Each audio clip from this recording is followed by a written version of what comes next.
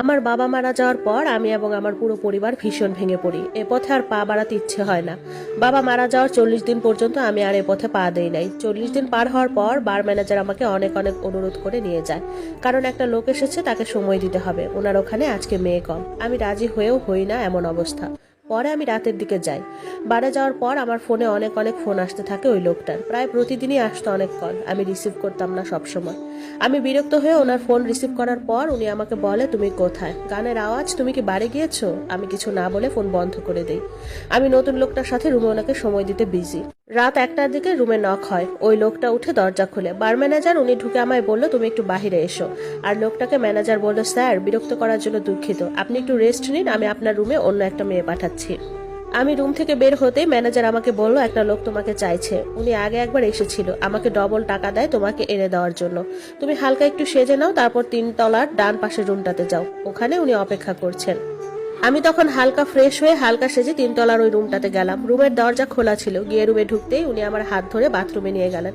গোসলের পানির ঝর্ণা ছেড়ে দিয়ে আমার গায়ে সাবান মাখতে লাগলেন। তারপর রাগী কণ্ঠে বলতে লাগলেন, তোমার বাপ মরছে এখনো 40 দিনও ভালো করে পার হয়নি, আর তুমি এখনই এসব পাপ করছো? তোমার লজ্জা নেই কেন? আমি বললাম, আজব, আপনি এমন করছেন কেন? আমার ভালো মন্দ আমি বুঝি, আপনি চালাবেন আমার সংসার? উনি আমার গায়ের উপর তেড়ে এসে বলল, কত টাকা লাগে তোমাদের মাসে? আমি দেব, শুধু দেশে থাকা অবস্থায় তুমি আমাকে সময় দিবে। আমি হাসলাম, কিছু আর বললাম না। আজ সারা রাত তুমি এভাবে দাঁড়িয়ে থাকবে, এটা তোমার শাস্তি। আমি বললাম, পাগল আপনি? একদিনে এমন ভাব দেখাচ্ছেন কেন? রাতের আধার কেটে গেলে আপনিও শেষ। আমার আবার এসব মায়া মোহ এখন আর কাজ করে না। ডিভোর্সি মেয়ে হওয়ার পর থেকে সব পানির মতো ধুয়ে মুছে চলে গেছে। এখন মনে হয় কত যাবে কত আসবে পুরুষ মানুষ। অহেতুক একজনের জন্য চোখের পানি ফেলে লাভটা কি বলেন? বেশি কথা বলো তুমি, সাইড হন, ভালো লাগছে না এই রাত বিরাতে পানির নিচে দাঁড়াতে। তারপর বিছানায় উঠে কম্বল গায়ে দিয়ে বললাম, ঘুমালাম, আপনার সাথে কথা বলতে ইচ্ছে হচ্ছে না, আর এসিটা একটু কমিয়ে দিন। কাছে আসতে চাইলে আসবেন, বেশি কথা না বলে কাজ শেষ করে ঘুমিয়ে যাবেন। এই বলে কম্বলের নিচে আমার মাথাটাও ঢুকালাম। উনি আমাকে বললেন, এই, আমাকে তোমার এমন মনে হয়? আমি মুখ থেকে কম্বল সরিয়ে বললাম, হ্যাঁ মনে হয়। এত রাতে টাকা খরচ করে কি হোটেলে এমনি এসেছেন? বুইড়া বেটা ঘরে বউ রেখে বিব্রতি ধরছে আপনার। জীবনে এসব বিয়ে শাদী আমি করবো না। এই বলে ক্লান্ত শরীরটা আমার গভীর ঘুমে মগ্ন হলো। আমার ঘুম ভাঙলো সকাল 8টা বাজে। আমি চোখ মেলে দেখলাম উনি সোফার উপরে বসে বসে চা খাচ্ছে।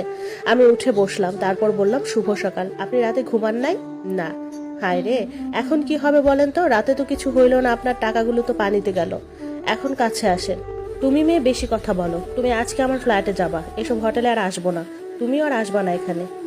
আমার কথা বলে লাভ নাই, যেখানে টাকা সেখানে আমি। আমার বাসায় যেতে হবে, দেরি হয়ে যাচ্ছে। তৈরি হয়ে নাও, বের হবো, আমারও কাজ আছে। আমার বকশিসটা দেন। উনি ওনার মানিব্যাগ থেকে 1000 টাকার একটি